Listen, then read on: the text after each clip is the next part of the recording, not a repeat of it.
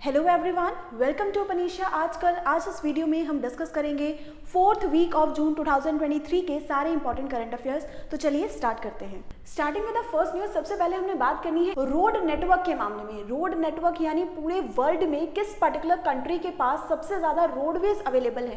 इस particular ranking में India ने सेकंड पोजीशन को एक्वायर कर लिया है। इससे पहले सेकंड पोजीशन थी चाइना के पास और इंडिया ने चाइना को भी क्रॉस करके ये पर्टिकुलर पोजीशन को हासिल किया है। इसके बारे में इंपॉर्टेंट चीजें देखते हैं। इंडिया बन गया है वर्ल्ड का सेकंड लार्जेस्ट रोड नेटवर्क। इसी के साथ साथ ये इसने डिफीट किया है चाइना को, यानी अब तक ये पोजीशन चाइना के पास थी, अब चाइना चला गया है 3rd नंबर पे एंड सेकंड नंबर पे आ गया है इंडिया। फर्स्ट पोजीशन की बात करें तो फर्स्ट पोजीशन पे पहले भी यूएसए था और अब भी यूएसए है। इसके अलावा बात करें तो पिछले 8 सालों में यानी लास्ट 8 ईयर्स के डाटा को नजर डालें तो अप्रॉक्स 1.45 लाख किलोमीटर्स की नई रोड कनेक्टिविटी बनाकर तैयार की गई है, जिसके बाद इंडिया ने इस पर्टिकुलर रैंक को एक्वायर किया है।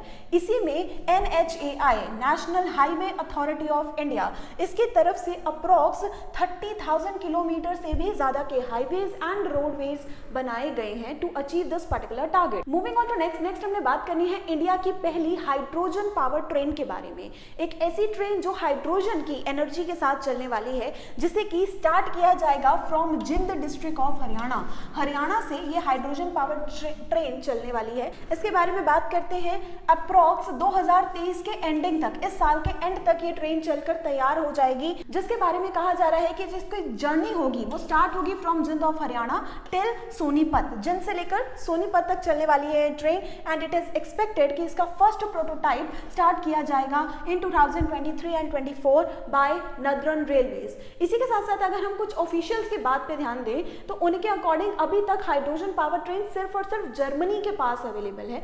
जर्मनी के बाद इंडिया वो कंट्री होगा जिसके पास हाइड्रोजन पावर ट्रेन होगी।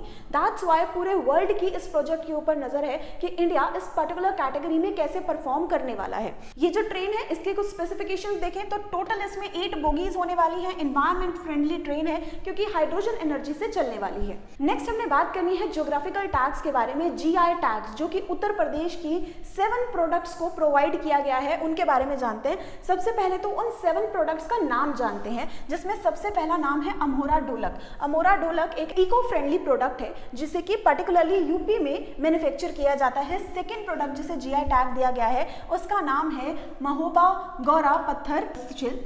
3rd नंबर पे जो प्रोडक्ट है जिसका नाम है मेनपुरी तरकाशी। 4th नंबर पे प्रोडक्ट है संबल हॉर्न क्राफ्ट। 5th नंबर पे है Baghpat home furnishing. 6th number पे है Barabanki handloom product and 7th number पे है कल्पी हैंडमेड पेपर। ये कुछ पर्टिकुलर प्रोडक्ट्स हैं ऑफ उत्तर प्रदेश जिन्हें ज्योग्राफिकल इंडिकेशन का टैग प्रोवाइड किया गया है recently. Moving on to next news. Next हमने बात करनी है फिनलैंड के बारे में। फिनलैंड के नए प्राइम मिनिस्टर जिन्हें अपॉइंट किया गया है उनका नाम जानते हैं। इनका नाम है पेटेरी ऑर्पो, जिन्हें कि नए प्राइम मिनिस्टर के रूप में अपॉइंट किया गया है ऑफ फिनलैंड। इन्होंने रिप्लेस किया है अभी की प्रेजेंट प्राइम मिनिस्टर जिनका नाम था सना मैरिन को रिप्लेस किया है और अब ये बन गए हैं नए प्राइम मिनिस्टर। इसी के साथ साथ हम बात करें, ये लीडर है from the conservative party of Finland और इस बार इलेक्शंस में इन्हें सपोर्ट मिला है ऑफ 107 मेंबर्स, जबकि 81 मेंबर्स इनके अपोज में थे एज वेल एज 11 मेंबर्स का वोट एब्सटेन रहा। तो इस पर्टिकुलर वोटिंग के साथ ये बन गए हैं नए prime minister of Finland. Next हमने बात करनी है ग्रीस के नए प्राइम मिनिस्टर के बारे में। ग्रीस कंट्री के नए प्राइम मिनिस्टर के रूप में जो अपॉइंट हुए हैं उनका नाम है केराकोस मिसोटैकिस, जिन्हें कि अपॉइंट किया गया है as a new prime minister of Greece. इनके बारे में बात करते हैं। प्राइम मिनिस्टर के रूप में इनका सेकंड टर्म है, यानी इन्होंने किसी को रिप्लेस नहीं किया है। इससे पहले भी यही प्राइम मिनिस्टर थे और अब दोबारा से इन्हें इलेक्ट कर लिया गया है। नेक्स्ट हमने बात करनी है, ये बिलोंग करते हैं from the new democracy party. Greece के कुछ इंपॉर्टेंट स्टैटिक पॉइंट्स की तरफ नजर डालें तो इसकी कैपिटल का नाम है एथेंस, करेंसी है यूरो और इसके अलावा अगर प्रेजेंट प्रेसिडेंट के बारे में जाने तो इनका नाम है कैटरीना। तो ये थे कुछ important points related to Greece. Moving on to next हमने बात करनी है कनाडा की एक न्यू पॉलिसी के बारे में जिसका नाम है डिजिटल डिजिटल नोमैड स्ट्रैटेजी। तो सबसे पहले तो ये जानते हैं कि ये स्ट्रैटेजी है क्या। कनाडा में इस टाइम बहुत ज़्यादा शॉर्टेज चल रही है of the skilled workers, specially in technical department. जो टेक्निकल फील्ड है वहाँ का, वहाँ पर स्किल्ड वर्कर्स अवेलेबल नहीं है कनाडा में, जिसके लिए कनाडा ने एक नई स्ट्रैटेजी को लॉन्च किया है ताकि from all over the world ज़्यादा से ज़्यादा स्किल्ड यूथ पर्सन्स को कनाडा की तरफ अट्रैक्ट किया जा सके। इसके बारे में जानते हैं। इस पर्टिकुलर शॉर्टेज जो कि टेक्निकल इंडस्ट्री में उन्हें सबसे ज़्यादा देखने को मिल रही है, इसकी वजह से कनाडा ये पर्टिकुलर स्टेप उठाया है, जिसके अकॉर्डिंग कोई भी पर्सन कनाडा में रुक सकता है, वर्क कर सकता है for the time period of 6 months. 6 महीने का उसके पास टाइम होगा, वो वहाँ पर आकर सर्व कर सकता है, वर्क कर सकता है। और अगर इस 6 मंथ के अंदर उसे परमानेंट जॉब मिल जाती है तो फिर वो कनाडा की सिटीजनशिप भी ले सकता है। तो ये पर्टिकुलर स्ट्रैटेजी लॉन्च की गई है बाय द कनाडा। इसके अलावा हम बात करें कनाडा की कैपिटल के बारे में, दैट इज ओटावा। कनाडा की करेंसी का नाम है डॉलर एंड कनाडा के इस टाइम के प्रेसिडेंट का नाम है Justin Trudeau. Moving on to next हमने बात करनी है एक इंपॉर्टेंट बुक के बारे में जिसका नाम है finance ministers of India. India के डिफरेंट फाइनेंस मिनिस्टर्स को लेकर एक बुक लिखी गई है। इस बुक के ऑथर के बारे में जानते हैं। इस बुक के ऑथर का नाम है A.K. भट्टाचार्य, जो कि एक जर्नलिस्ट हैं। Journalist A.K. भट्टाचार्य ने इस बुक को लिखा है जिसमें उन्होंने अलग अलग चीज़ों को शो किया गया है। इस बुक के बारे में बात करें तो इसे पब्लिश किया गया है बाय पेंगुइन रैंडम हाउस, जिसको 3 पार्ट्स में डिवाइड किया गया है इस पर्टिकुलर बुक को, जिसमें सबसे पहला पार्ट है Nehru and his finance minister. First number पे वो डिस्क्राइब कर रहे हैं नेहरू और उनके फाइनेंस मिनिस्टर के बीच में जो कोऑर्डिनेशन है और उस पर्टिकुलर टाइम पीरियड पे जो इंपॉर्टेंट स्टेप्स उठाए गए हैं उसके बारे में डिस्कस किया। सेकंड पार्ट जो है वो डील करता है by the finance minister under Shastri and Indira Gandhi, यानी Lal Bahadur Shastri as well as Indira Gandhi के टाइम पीरियड पे फाइनेंस मिनिस्टर्स ने क्या क्या स्टेप लिए। और थर्ड नंबर पे है Indira Gandhi as her own finance minister. तो इस पर्टिकुलर सेक्शंस में डिवाइड किया गया है इस बुक को। नेक्स्ट हमने एक और बुक के बारे में बात करनी है। बुक का नाम है द योगा सूत्र फॉर चिल्ड्रन। चिल्ड्रंस के लिए योगा का इंपॉर्टेंस समझाने के लिए ये बुक लिखी गई है, जिस बुक के ऑथर है रूपा पाय। रूपा पाय के द्वारा लिखी हुई ये बुक, जिसमें बच्चों को ये बताया गया है कि क्या क्या बेनिफिट्स हैं योगा के और कैसे योगा को अपने डेली लाइफ का एक पार्ट बनाया जा सकता है। इसी के साथ साथ इस बुक में उन्होंने डिस्कस किया है secrets of Patanjali 2000 year old text on yoga. 2000 पुराना जो टेक्स्ट है जो कि पतंजलि ऋषि के द्वारा योगा के ऊपर लिखा गया था, उसके क्या क्या मेन फैक्ट्स हैं, वो सारी चीज़ें इस बुक में देखने को मिलती हैं। इस बुक को पब्लिश किया गया है बाय हैट्सी इंडिया एंड इसी के साथ साथ ये बुक शेयर करती है महर्षि पतंजलि की techniques to nurture energies and attitude in young childrens. Next हमें बात करनी है एक इंपॉर्टेंट अपॉइंटमेंट के बारे में। डीबीएस बैंक के नए एमडी यानी मैनेजिंग डायरेक्टर अपॉइंट हुए हैं। इस पर्सन का नाम है रजत वर्मा। रजत वर्मा का अपॉइंट किया गया है as a new managing director as well as head of institutional banking for India. DBS bank all over the world situated है, जिसमें इंडिया की फंक्शनिंग को हैंडल करने के लिए रजत वर्मा को अपॉइंट किया गया है। इसके साथ साथ हम बात करें, इन्होंने ये जो पर्टिकुलर पोजीशन है पहले नीरज मित्तल के पास थी, तो नीरज मित्तल को रिप्लेस करते हुए ये इस पोजीशन को एक्वायर किया। डीबीएस बैंक के बारे में बात करें तो डीबीएस बैंक को एस्टैब्लिश किया गया था ऑन 16 जुलाई 1968। इसके हेडक्वार्टर्स हैं इन सिंगापुर एंड इस टाइम के करंट सीईओ का नाम है Piyush Gupta. Moving on to next हमने जो इंपॉर्टेंट अपॉइंटमेंट के बारे में डिस्कस करना है, that is deputy head of UNDP, united nation development programme, जो कि यूनाइटेड नेशंस के अंदर आने वाली एक ऑर्गेनाइजेशन है। इसके नए डिप्टी हेड के रूप में अपॉइंट हुए हैं Xu Haoliang of China. China से ये पर्सन है जिन्हें अपॉइंट किया गया है as a new deputy head of UNDP. इसके साथ साथ हम बात करें, इन्हें अपॉइंट किया गया है as a under secretary general and associate administrator for UN development programme. United nation के अंदर आती है ये ऑर्गेनाइजेशन, जिसका मेन काम है डेवलपमेंट गोल्स को फोकस करते हुए डेवलपमेंट के लिए डिफरेंट पॉलिसीज को बनाना। इन्होंने अभी रिप्लेस किया है उषा राव फ्रॉम मोनारी इंडिया। ये जो यूएनडीपी है इसके बारे में बात करते हैं। इसे एस्टैब्लिश किया गया था ऑन 22 नवंबर 1965। हेडक्वार्टर्स है इसके न्यूयॉर्क यूएस में। मूविंग ऑन टू नेक्स्ट हमने बात करनी है इजिप्ट के हाईएस्ट सिविलियन ऑर्डर के बारे में, जो कि दिया गया है to prime minister Narendra Modi. Narendra Modi को मिला है इजिप्ट का हाईएस्ट स्टेट ऑनर। इस ऑनर का नाम क्या है? इजिप्ट के हाईएस्ट ऑनर को कहा जाता है ऑर्डर ऑफ द नाइल, और ये ऑनर प्रोवाइड किया गया है to prime minister Narendra Modi. अभी रिसेंटली जब वो इजिप्ट विजिट पे गए थे, उस विजिट के दौरान इन्हें ये अवार्ड दिया गया है, उन्हें ये ऑनर दिया गया है। ये अवार्ड प्रेजेंट किया गया बाय प्रेसिडेंट ऑफ इजिप्ट, जिनका नाम है अब्देल फतेह अल सीसी। इसी के साथ साथ ये जो ऑनर है जिस जगह पर दिया गया, that is presidential palace of सियारो। सियारो में इन्हें ये ऑनर दिया गया। अब तक प्राइम मिनिस्टर नरेंद्र मोदी को इस तरह के ऑनर्स मिलने की जो लिस्ट है वो 13 नंबर पे पहुंच चुकी है, यानी ये 13th ऑनर है जो किसी भी कंट्री का उन्हें हाईएस्ट ऑनर प्रोवाइड किया जा रहा है। इसके साथ साथ अगर हम बात करें तो जो विजिट किया है प्राइम मिनिस्टर नरेंद्र मोदी ने टू इजिप्ट, जहां पर स्पेशली फोकस किया गया है for the strategic partnership, Egypt and India के बीच की पार्टनरशिप को फोकस करते हुए बहुत सारे इंपॉर्टेंट पॉइंट्स के ऊपर डिस्कशन हुआ है, और उसी पर्टिकुलर विजिट के दौरान इन्हें ये हाईएस्ट ऑनर प्रोवाइड किया गया by Egypt president. Moving on to next हमने बात करनी है ग्लोबल जेंडर गैप 2023 के बारे में।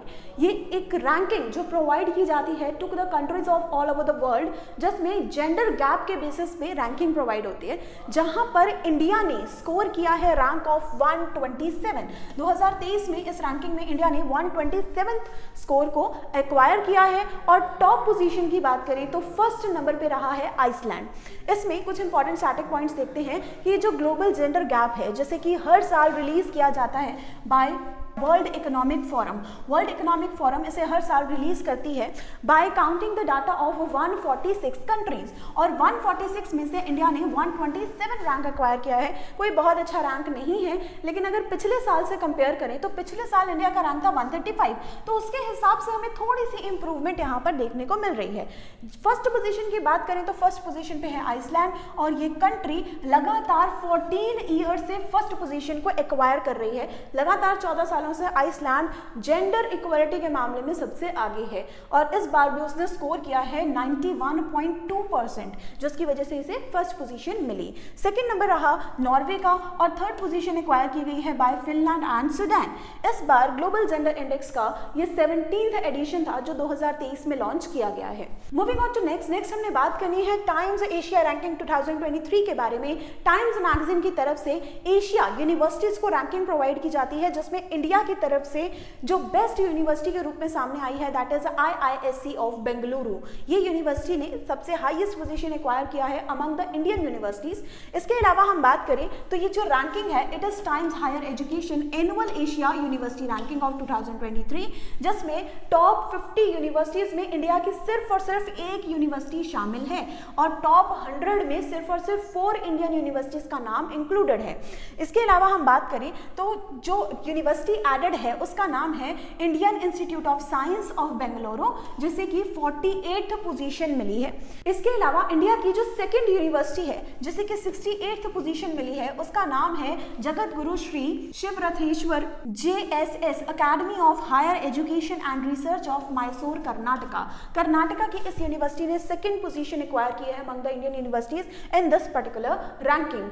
यहाँ पर अगर पूरी रैंकिंग में हम टॉप पोजीशन की बात करें, यानी ऑल ओवर द वर्ल्ड जिस यूनिवर्सिटी ने फर्स्ट पोजीशन को एक्वायर किया है वो चाइना की यूनिवर्सिटी है, जिसका नाम है सिंघुआ यूनिवर्सिटी।